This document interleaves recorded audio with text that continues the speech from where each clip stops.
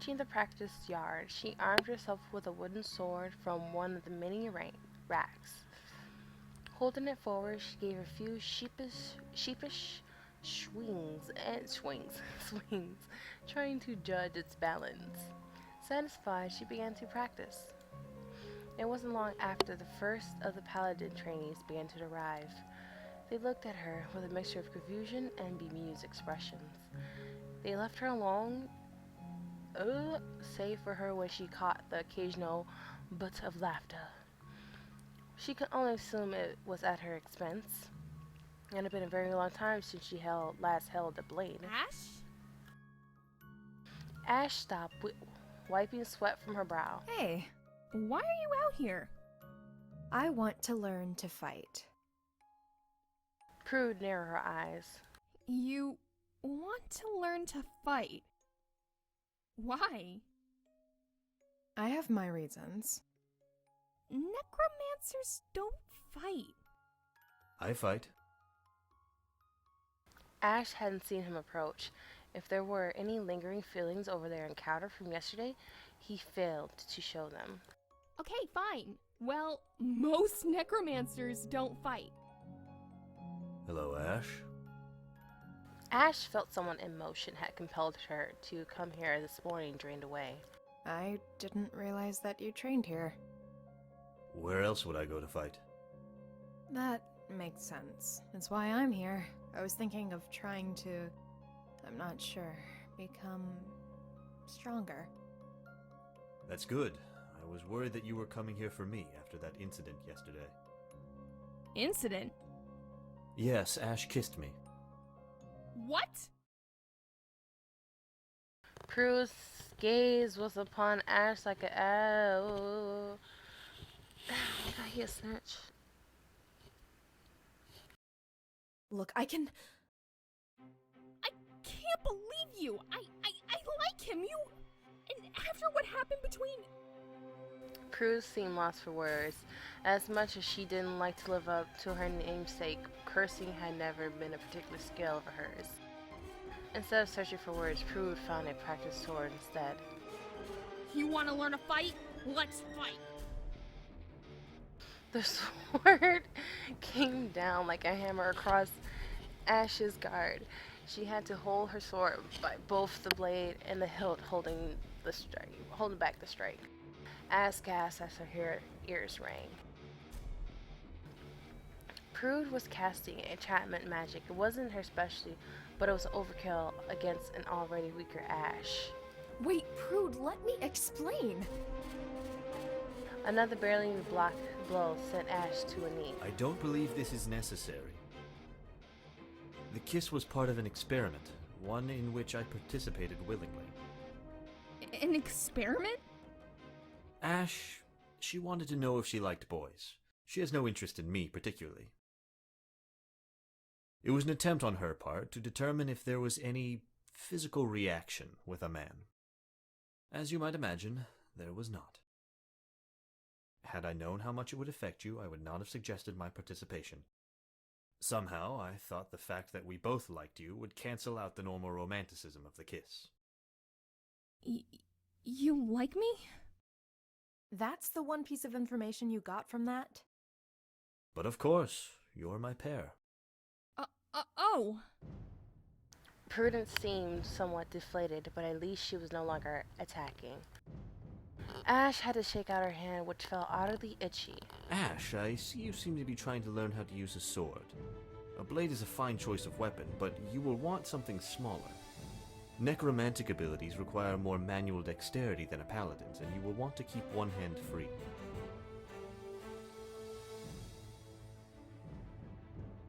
Hector took Ash's sword by the blade and handed her a shorter, thinner blade. Now the first thing you need to do is assume a better stance. And square your shoulders. Also, control your swings better. Accuracy will always trump force. Unless your weapon is big enough that it's more of an area attack than a strike. However, anger had been there before, seemed to have melted as they struck it. both Prudence rage at her and Ash's own resentment for Hector. They continue to point and prod, guiding her through the polish of skills long left to rust. Exactly. But that's not something you'll have to worry about unless you're slinging spells. You should definitely practice casting while swinging. The two were like clockwork, perfectly complementary. Goddess, you two are perfect for each other, aren't you? Prude blushed.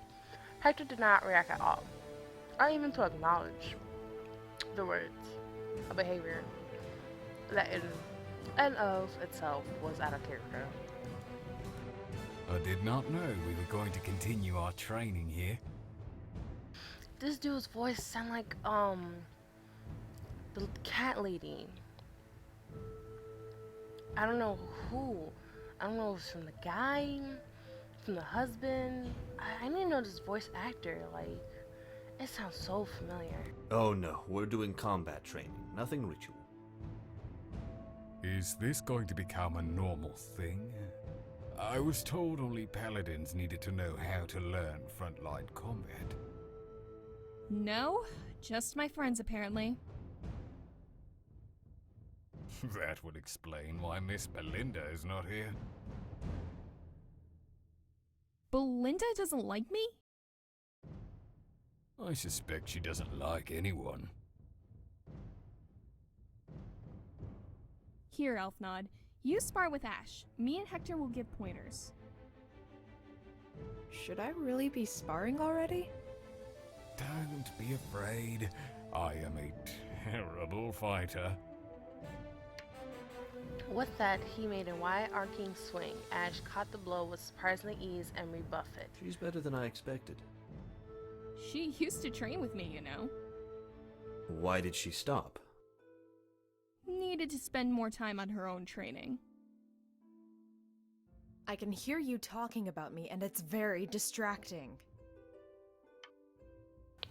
Elfnod swung again, and Ash caught the blow once more, guiding the strike down with her blade and away from her. Veronica, start casting. Don't call me that. Elfnod swung a few more times in a quick succession. Ash saw that sweat on his forehead beam as she more occasionally knocked away his blow. Before she had constantly realized what she was doing, she felt a rolling knock of black energy in her right hand. Knocking aside another blow, she stepped in and with as much force as she could muster, buried her fist into the paladin's stomach.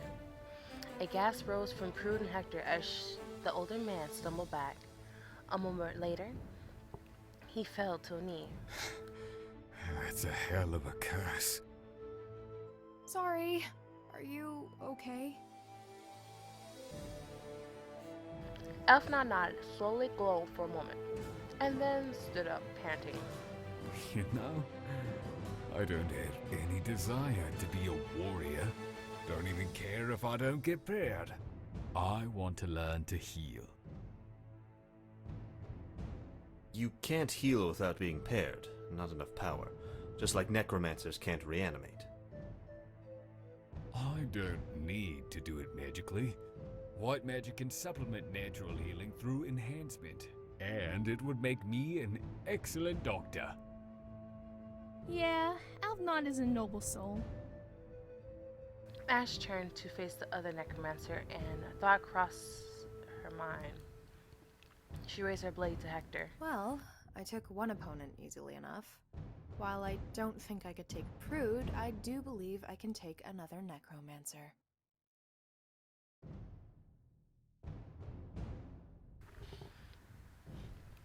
What the fuck? Prude made a face. Ash couldn't quite interpret it, and Hector laughed, drawing his own practice blade from the rack. It would be my pleasure to give you the honor of a fight, Ash.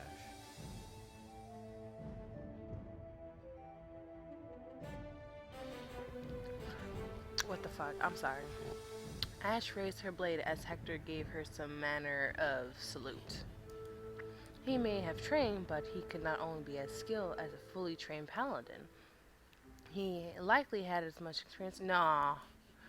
He was more muscular, true, but she could deal with that. She just had to use her reach to her advantage. Ash blinked and Hector was upon her. His massive frame cleared the gap between them, and he bore down with both hands wrapped around tight at the grip of the enormous sword. Ash dodged and turned to see the sword sheathed to the hilt in the mud, Hector free of it. He was still atop her, both hands glowing. A flare of black and green struck her, one in the stomach, one in the chest. She reeled. Light and shadows, heck, what is your problem? Elfnot stood above Ash, swimming in and out of focus. You're a brave one to challenge Mr. Warlock. What? I can't believe you didn't know. No one but the instructors have ever beaten Heck. Why didn't anyone warn me? More importantly, why didn't you hold back? I'm sorry. Ash winced as she asked for air. I'm sorry. Oh, I think you broke some of my ribs. I am sorry. I thought you would be insulted if I held back in a formal challenge. Veronica, Hector, what's going on here? Fighting? Hector answered candidly, his smile gone, replaced by the narrow eyes and scowl he adopted whenever one of the heads arrived. Hector, we've already spoken about you being here, but bringing your new girlfriend is entirely unacceptable. Ash and I have no such relation. I think you might be right about the ribs. Elfnot said as he was slowly checking her chest, an action that would have been discomforting were it someone else.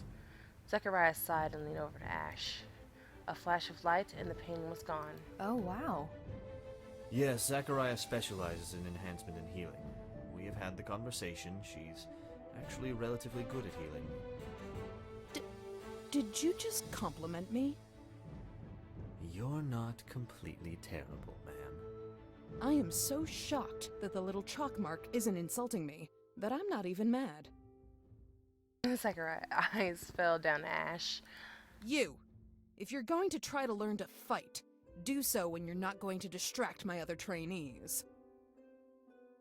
For the first time, Ash realized that the others had gathered to watch her fight with Hector. She wondered if the brief duration had been a disappointment. Get back to training, unless you want to fight me too. The students scampered away wide-eyed. Hector's eyes turned to Zechariah and poison burnt the air between them. You're welcome to fight me too, Zechariah. The words dripped with venom. There's the warlock we all know and revile. Finish your drills and get out of my barracks, rot-sucker. As you command. Hector gave an exaggerated, even more mocking bow. Elfnod gave a more sincere bow to the girls before he returned to spar with the other paladins. Hector stood in silence, his eyes following the head as she departed. What is the deal with Hector and the heads? I don't know. It's scary, though. He goes from being a puppy to a rabid bloodhound as soon as they show up. Eventually, Hector lost interest in the heads, retreating back, and without a word, he tore his blade out of the muck and began performing his sword drills. Prudence gave Ash a reassuring smile, and the two began to walk through some of the more basic sword drills. As they practiced, Ash could not help glancing over at Hector every once in a while. The training passed without incidents, but as Ash returned to her room to shower and dress, she couldn't shake the feeling that something was wrong. Gray magic or not, there was something off about Hector. Even now, she could see what the venom in his eyes, and it terrified her. Exiting from her changing room after her shower, Ash found Prue sitting on her bed, playing with one of the semi-wild cats that roamed the mountain.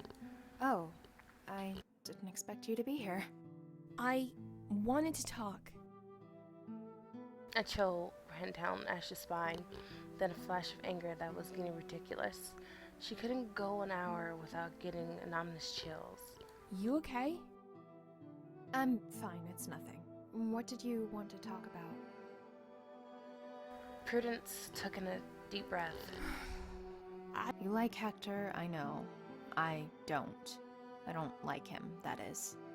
I don't really know how I feel about him, though. I don't trust him, but I can't say much more. Why did you kiss him then? Ash shrugged. You can't just shrug. Would you rather I lie? Prude seemed to think for a moment. Maybe. She sighed. Fine, just don't do it again. Next time you might try, we could be together. Prudence. Oh, this is important if you're using my actual name. Please don't. Not yet. There's something about Hector I just can't trust. Don't worry, I'll be careful. Prudence got up, carrying the cat. I'll see you at breakfast. She gave Ash a smile, and Ash returned it. Ash watched her go. She stood there, still trying to find something to ease her worries. With her mind a turbulent storm of thoughts, she couldn't quite manage to find an appetite, and instead pulled out her notes. She would work on her research, or at least she would until she felt better. She prayed that she would feel better. It died. What?